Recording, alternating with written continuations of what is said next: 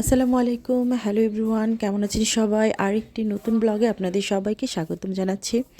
অনেকদিন পরে আরেকটি ব্লগ নিয়ে চলে এলাম। এটি হচ্ছে আমার গ্রামের বাড়িতে যাওয়ার কি করলাম সেটা দেখতে সঙ্গেই থাকুন।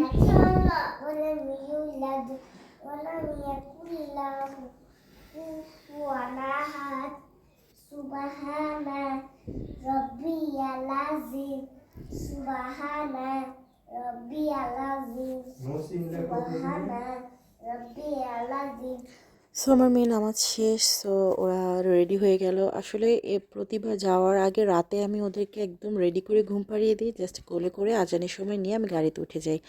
বাট এবার আমার মেয়েরা বড় হয়ে গেছে, তাই ওরা আজানের সঙ্গে সঙ্গে উঠে নামাজ পড়ে নিল, তারপর রেডি হয়ে এখনই তো আমরা বের হয়ে যাচ্ছি। এখন বাজে হচ্ছে প্রায় 6টা বেজে গেছে। আজকে আমাদের একটু লেটই হয়ে গেল, তো আমি এদিকে সব গুছিয়ে নিলাম। সংসারী হলে যা আর কি প্যারা, আসলে আগে তো সংসার ছিল না, এখন সংসার হয়েছে, সো প্যারা কাকে বলে এবার বুঝতে পেরেছি।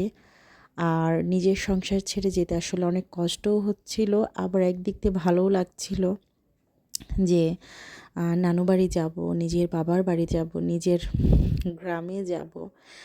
তো সব মিলিয়ে খুশি এবং মন খারাপ দুটোই ছিল। অ্যানিওয়েজ, তো তারপর আমরা আল্লাহর নাম নিয়ে রওনা দিয়ে দিলাম।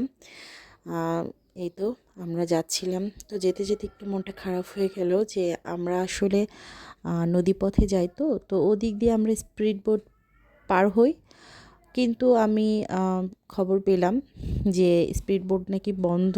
সো আমাদেরকে এখন বাধ্য হয়ে লঞ্চে যেতে হবে। সো এটা মানিকগঞ্জ পেট্রোল পাম্প। সুভার একটু খারাপ লাগছিল, যার কারণে আমরা ওখানে একটু ব্রেক নিয়েছিলাম। ওরা একটু, আমি নামিনি, সুভার বাবা একটু ঘুরছিল। আর যেহেতু লেট হবেই, স্পিড বোট নেই, লঞ্চে যাব, সো এত প্যারা নেই, যেতে একটু লেট হবে। নর্মালি আমরা 9টার মধ্যে বাসায় চলে যাই, বাট আজকে যেতে লেট হয়ে যাচ্ছে, মানে লেট হয়ে গিয়েছিল। আমরা অলমোস্ট 12টা বেজে গিয়েছিল শুধুমাত্র লঞ্চে যাওয়ার কারণে। লঞ্চে পার হতে নিলে হচ্ছে 1.5 ঘন্টা, আর স্পিড বোটে যেতে লাগতো 15 মিনিট। সো এখানে ডিফারেন্ট। সো আমরা আরিচা ঘাটে নেমে একটু ব্রেকফাস্ট করে নিলাম, যেহেতু বাসা থেকে ব্রেকফাস্ট করা হয়নি। তো ব্রেকফাস্ট শেষে যে আমরা লঞ্চ টার্মিনালে এসেছি, এখান থেকে ওর বাবা হচ্ছে লঞ্চের টিকিট করে নিল। টিকিট করে দেন হচ্ছে লঞ্চের সব ব্যাগট্যাগ আর কি কুলিদেরকে বলে ওনাদেরকে দিয়ে উঠালো। আর আমরাই তো লঞ্চ পর্যবেক্ষণ করেছিলাম। আমার মেয়ে দুটোই খুব এক্সাইটেড। আসলে সুভা কখনোই লঞ্চে ওঠেনি, এটা ছিল ওর ফার্স্ট জার্নি। আর ও তখন অনেক ছোটও ছিল এই এরিয়াতে যাওয়ার, এই জন্য ওর অতটা মনে নেই। বাট এখন তো অনেক কিছুই বোঝে মাশাল্লাহ।